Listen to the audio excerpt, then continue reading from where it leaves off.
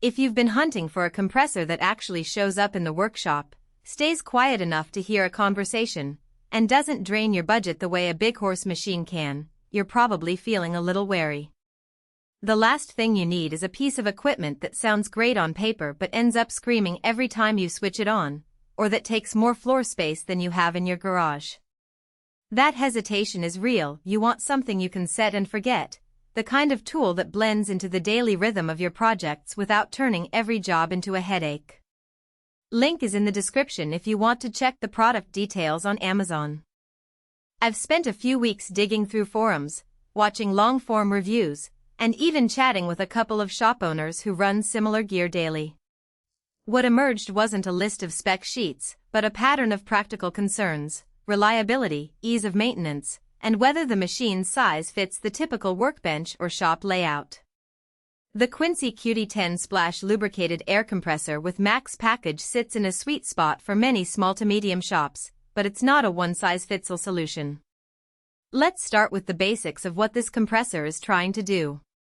It's a 10 horsepower, 230-volt, 3-phase unit with a 120-gallon horizontal tank.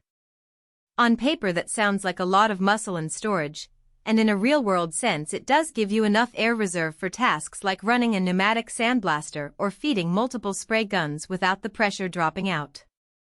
The splash lubricated part means the pump gets oil from a reservoir that circulates through the crankcase, a design that, in most cases, extends the life of the pump compared to oil-free models that tend to wear faster under heavy use. Now, who should actually consider adding this machine to their lineup?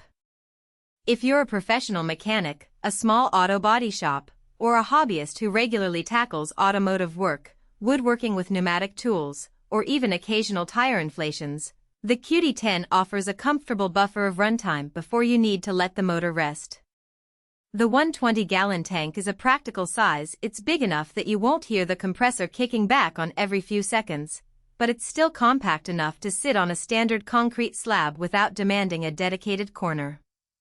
For anyone who already has 3-phase power on site, this unit plugs straight into that supply without needing a step-up transformer, which can be a hidden cost in other models. On the flip side, if you're a weekend DIYer who only inflates a few bike tires or runs a single nail gun a couple of times a month, you'll likely be paying for capacity you'll never tap. The same goes for anyone whose workshop is limited to a single-phase 120-volt circuit. You'd need to install a 3-phase panel just for this compressor, and that's an expense and a hassle most casual users aren't prepared for. In short, the QD10 is overkill for light, infrequent use and underwhelming for very large industrial settings that demand a 5,000-gallon tank or more horsepower.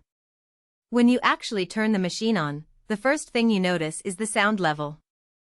Quincy markets this as a relatively quiet unit for its class, and that claim holds up when you compare it to older, single-phase 5 HP compressors that can sound like a diesel engine at full throttle. In a workshop setting, the QD10 sits at about 85 decibels at full load, loud enough that you'll still wear ear protection, but not so blaring that you can't hold a conversation. It's a subtle but important difference when you're juggling a phone call, a coworker, and the hiss of a pneumatic tool at the same time. One practical strength that often gets missed in marketing copy is the ease of maintenance. The Splash lubricated pump, while not as maintenance-free as the oilless alternatives, actually follows a straightforward oil check schedule. The tank has a transparent sight gauge, so you can visually confirm water level without draining the whole thing. The oil reservoir is accessible via a simple plug-in cap, and the recommended oil change interval is roughly every 1,000 hours of operation. For a shop that already has a routine oil change cadence for other equipment, this isn't a new burden, it's just another line item in the maintenance log. Additionally, the PTFE-coated pistons that Quincy uses tend to reduce friction, which translates into smoother starts and less wear over time. However, there are also hidden trade-offs you'll want to be aware of before you press add to cart. First, the compressor's 3-phase requirement means you must have an appropriate outlet, and the power draw at startup can be a spike of around 15 amps per phase.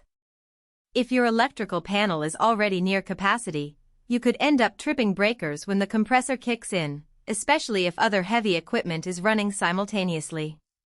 Second, the unit's dimensions, while manageable, still demand a firm, level surface. Placing it on a concrete slab is fine, but setting it on a wooden floor without a proper isolation pad can transmit